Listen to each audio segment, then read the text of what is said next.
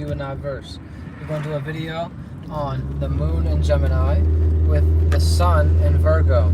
So this will be a time at this beginning of this video for you to get whatever's necessary to enjoy yourself in the video and also be able to sustain and things of that nature. So essentially get you some water, get you some protein, get you some food and things of that nature, and get whatever's necessary to enjoy the remainder of your day after you witness this video.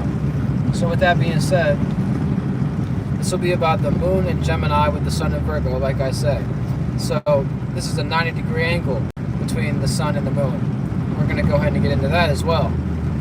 And then towards the end of the video, we go jump into the houses, and so for each rising sign, this energy is participating throughout the areas of life based on the rising sign.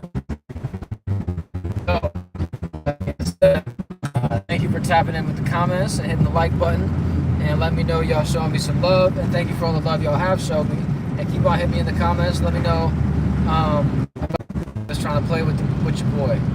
So with that being said, we're on the little back roads of Akron doing the moon in Gemini, sun in Virgo. So this is learning to communicate or adjust communications to harvest.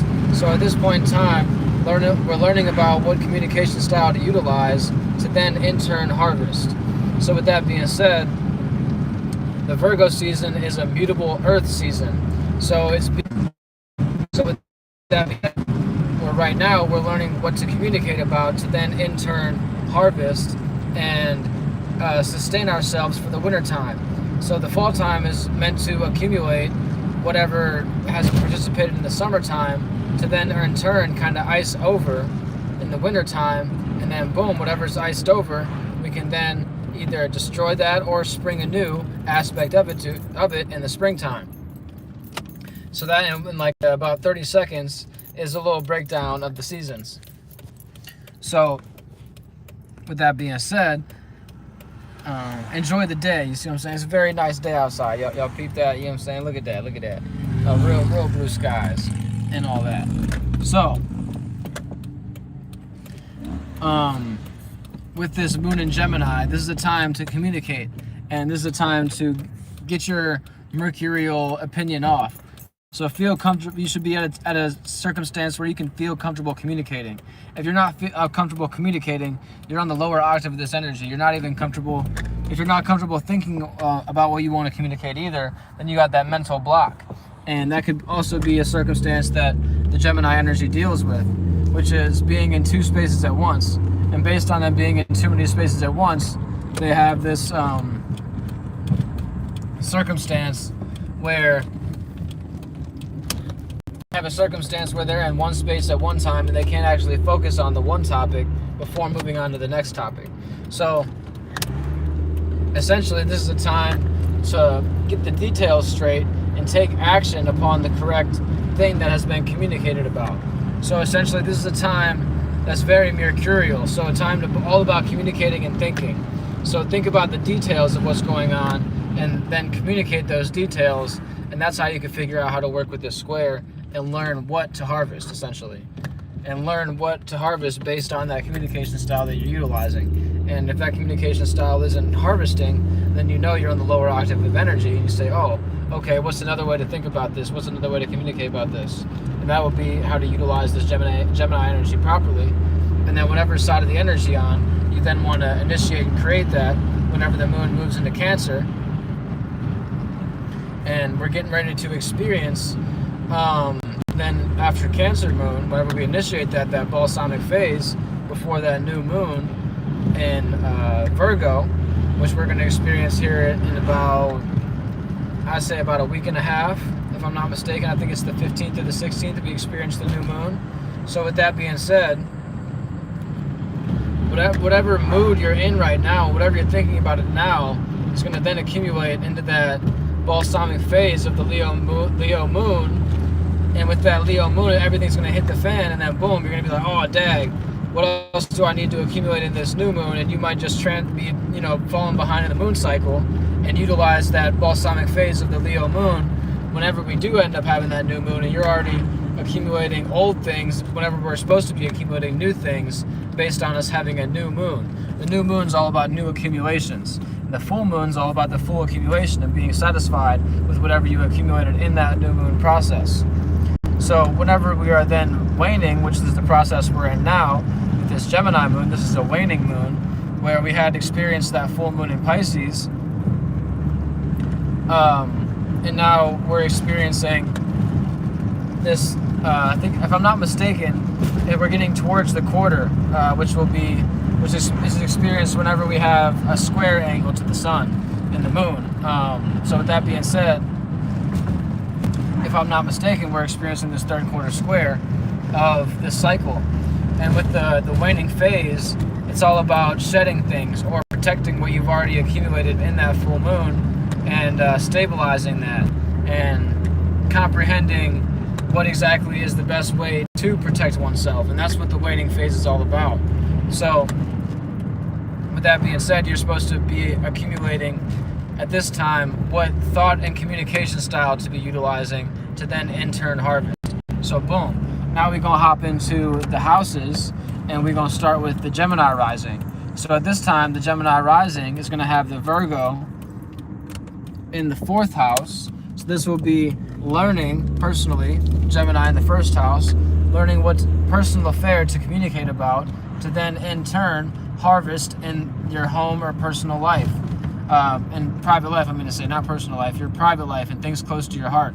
So with that being said, this Virgo energy in the 4th house, you're going to be seeing, okay, are these the actual details that I wanted to accumulate? Or you're going to in turn be seeing, okay, what details, he's got a real good muffler, what details do we need to accumulate based on the Gemini energy and where it's at right now.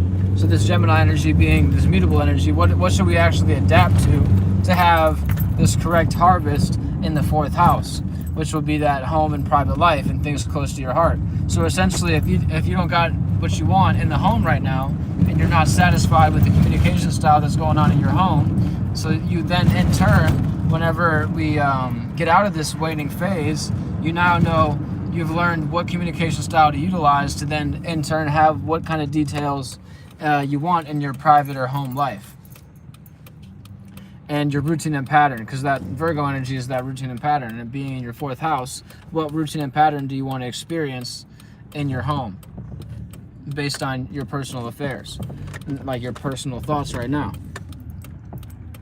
So then moving forward, the Taurus rising will have Gemini in the 2nd house, and then it will have Virgo in the 5th. So this Virgo in the 5th is an expression that is detailed and practical. So at this time, the Taurus is seeing what communication style they value to then in turn learn what to harvest based on their expression. So it's a trine to the it is a trine. Oh yeah, okay, I can't run this. Hold up, I almost got real excited and was like, oh, I could turn right on this light. Nope, but it's a double light, so I gotta wait a second. So this is good. So the Taurus rising is a fixed earth energy, and based on the Virgo, another real good muffler, based on the Virgo being another earth energy or earth element, the Taurus and the Virgo is experiencing this trine, so being able to create an opportunity. So the Taurus is able to personally create an opportunity with what they have going on in their personal life to then harvest from their expression. But based on the things that they value at this point in time, the communication styles that they value, is going to be a learning process. So at this time, the Taurus has to learn what to value and what values to think about and what values to communicate about to then in turn have an expression that can harvest. And moving forward, the Gemini in the 3rd house will be for the Aries rising, and the Aries rising is experiencing the sextile to the Gemini energy, which is able to see the opportunity. So the Aries is able to see the opportunity in their environment to then in turn have a routine and pattern to harvest from. So the Aries knows what space to be in at this point in time and sees the opportunity of what space to be in environmentally to then in turn have that routine and pattern and be in that environment at that point in time to harvest from that. So essentially the Aries could misunderstand based on wanting to do their own thing and not actually harvest from their routine and pattern. So if the Aries is able to stick to their routine and pattern and stick to the communication style within that routine and pattern, this is going to be a very beneficial time for the Aries. And for the Pisces rising, this will be a double square alignment. Well, a square and an opposition alignment, because you're opposite to the Virgo energy. And then with that being said, you are squared to the Gemini energy. So the Pisces rising has the Gemini in the fourth. So at this point in time, they're seeing what communication styles in their private life they are utilizing to then in turn harvest from their relationships. So you're now in turn learning how to communicate about the right things to have an amicable relationship, essentially. And whatever side of the energy you're on is whatever side of the energy you're on. Sometimes Pisces be like being delusional, and they like that kind of little toxic stuff. You know, hey, your alignment's your alignment. I'm gonna leave it where it's at. I'm Sag and Gemini, so that Pisces stuff sometimes don't make sense to me. And then it's in my 8th house based on being a Leo rising. So Pisces energy in general is just transformative to me. But moving forward, the Aquarius rising is having the Gemini in the 5th house and having the Virgo in the 8th. So based on what secrets and behind the scenes and transformations that they're harvesting from, they in turn have this expression that they're learning to communicate about. Essentially, the moon being here, so they're feeling comfortable expressing oneself, the Aquarius is, but then in turn they're learning what communication style that based on their expression is in turn transforming these things behind the scenes. So maybe these certain things that the Aquarius isn't seeing in the front of their face is essentially in that 2nd house, because that's where the Pisces is at based on these Neptune alignments and things of that nature.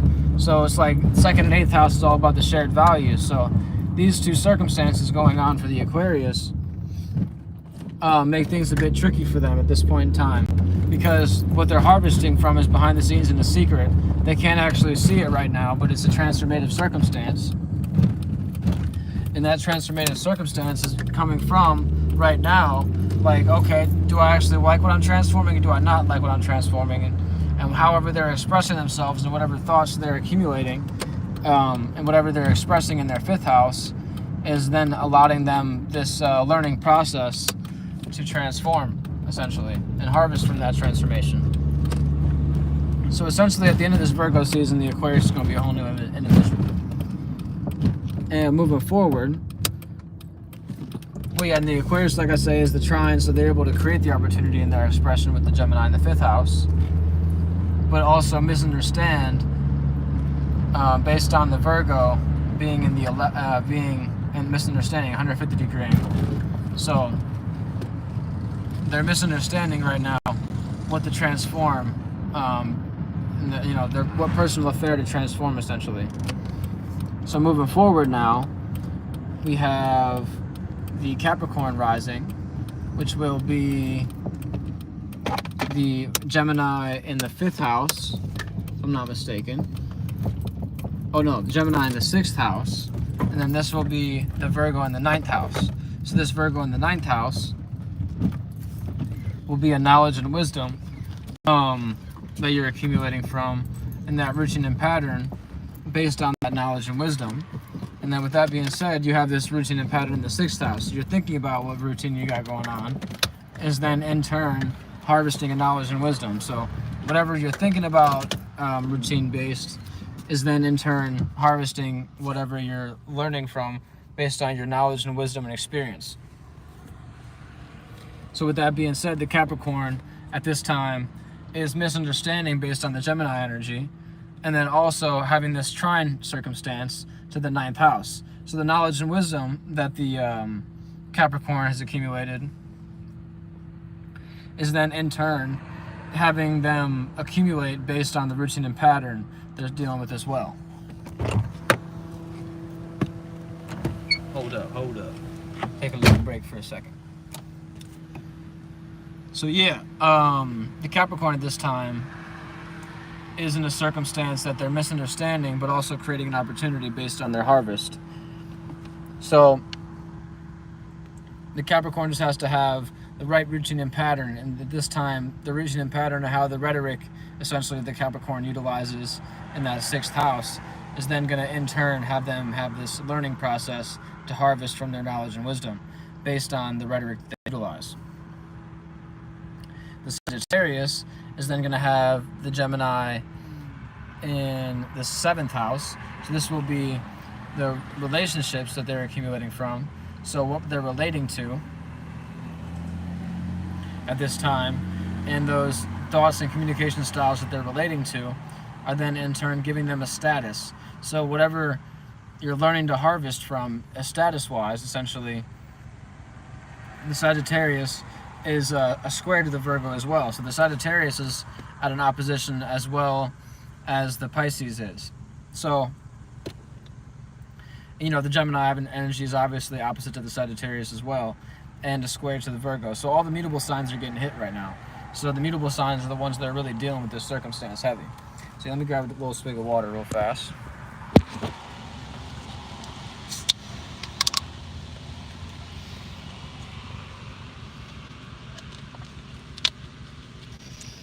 Okay, so for the Sag, they're having their status and their blueprint, which is the Virgo energy, being the details and routine and pattern of those details, and the knowledge and wisdom of those details at this point in time. Whatever routine and pattern based on that Gemini in the 6th house that they're communicating about, or whatever communication style or rhetoric that they're experiencing in that 6th house, and whoever they're communicating with on that regular basis. Oh, pardon me, not the 6th house, the 7th house. My bad, I'm all flunked out. So Sagittarius, Gemini in the 7th. Communication styles of the relationship. So the communication styles of relationship that they're experiencing at this time, they're then learning from those communication styles to harvest from a status. So essentially whatever you're communicating about at this time, Sagittarius, is harvesting a status for oneself. It's a hot day out. I don't know if y'all can see it. You know what I'm saying? I feel like Michael Irvin up here. Shout out to Kill the Cam. You know what I'm saying? And it is what it is. And Stat Baby and Murder Mace and all the homies in the background. You know what I'm saying? I need to get my little $100 bill handkerchief by Killer. You know what I'm saying? Real good commercial for the It Is What It Is platform. You know what I'm saying? Much love and respect to those getting it in on their own and doing it big on their own. You dig? Shout out to all my fellow podcasts out there. So moving forward, the Scorpio rising is experiencing the Gemini in the 8th house. So the behind the scenes secrets, the illusions that they're relating to, essentially, and they're adapting to based on the Gemini energy being here, is in turn giving them the dealing with these associates. So the associates, oh dang, somebody got to put the alarm on in the middle of my video. Why they do me like that? But yeah, okay, all right, yeah, good. Thank you, Scorpio. Y'all help me out with that. So Scorpio, like I say, is having that Gemini in the 8th house. So they're having a misunderstanding based on those thoughts and accumulations that they're having based on that Gemini energy in the 8th. So the communication styles and the rhetoric is transforming oneself at this time to then, in turn, learn what to harvest from their associates. So the rhetoric that one is experiencing and the way of that you're transforming oneself and transforming that rhetoric at this time is then, in turn, helping you harvest from these associates. And that's for the Scorpio rising. So the Scorpio is experiencing the sextile to the Virgo, though, so they're able to actually see the opportunity of what associates to compartmentalize, essentially. That was the word I was looking for in the other video that I was doing. And then the Libra rising is experiencing the Gemini in the 9th house. So this will be the knowledge, wisdom, and experience. So the Libra is having the Gemini in the 9th house, like I say, and then the Virgo in the 12th house. So the knowledge and wisdom that you're communicating about is then in turn harvesting this dream. So is what you're communicating about harvesting the actual dream that you want to have going on? Essentially is the question you got to ask yourself, Libra rising. And they're experiencing the right beside Virgo, but also a trine to the Gemini. So they're able to create the opportunity based on their knowledge and wisdom. So they're able to relate on the right thing, right knowledge and wisdom to actually accumulate this dream. So The Libra's in a pretty good space. They're kind of like able to kick back their feet a little bit. But like I say, the mutable signs feed her to the fire right now. And moving forward, the Gemini in the 10th house will be for the Virgo rising. The Virgo will be in the 1st house. So based on the personal affair that one is harvesting, they are adjusting these communication styles. So essentially the status of whatever rhetoric you're utilizing is then in turn putting a light on your 1st house and your personal ways of personal affairs and how you're harvesting. So whatever status you've accumulated and whatever status you choose to accumulate and think and communicate about will then in turn harvest for oneself. Simple as that. There's no really good or bad octave on this. This isn't, you could look at it in that aspect, but it's kind of clean cut with the Virgo right now because it's in their 1st house for the sun. It's either you like your personal actions or you dislike your personal actions. Simple as that. And that's very subjective. So then moving forward for the Leo rising, they're having the Gemini in the 11th house. So the associates that one is communicating with and the communication styles of the associate is then in turn harvesting this value system for the Leo. So the Leo is able to learn what communication styles to associate with to then in turn harvest one's values. And moving forward, last but not least, the Cancer rising is having Gemini in the 12th house and Virgo in the 3rd house. Yeah, Virgo in the 3rd house. So based on the dream and illusion and nightmare that the Cancer is communicating about this time, they are then accumulating in their environment to harvest. So whatever dream, illusion, and nightmare you're talking about is harvesting in your environment. So make sure you're communicating about the right la-la land, essentially, if you're the Cancer rising. You got to be in the right emotions at this point in time is really the key. So communicate about those positive emotions, essentially, and keep yourself in that little 12th house circumstance where you're in a dream, illusion, and nightmare that's actually beneficial. It's kind of interesting when my hair be sweaty. I can kind of do the anime tricks with it and things like that. Shout out to Squall. Final Fantasy 8 and all that. But yeah, that's a left field thing, but it goes hand in hand with the 12th house. So be in that little 12th house dream, illusion, and nightmare. Maybe tap into some sleep, play some cool little video games to be able to get yourself in that 12th house little mindset, or just get in your meditational state. You dig what I'm saying? Cancer rising. And then you're going to in turn harvest from those environments. So make sure you put yourself in the right environment to harvest. And much love and peace and love if you believe in all that. You know what I'm saying? And stay safe or stay dangerous. Either one. You dig? Peace. Love.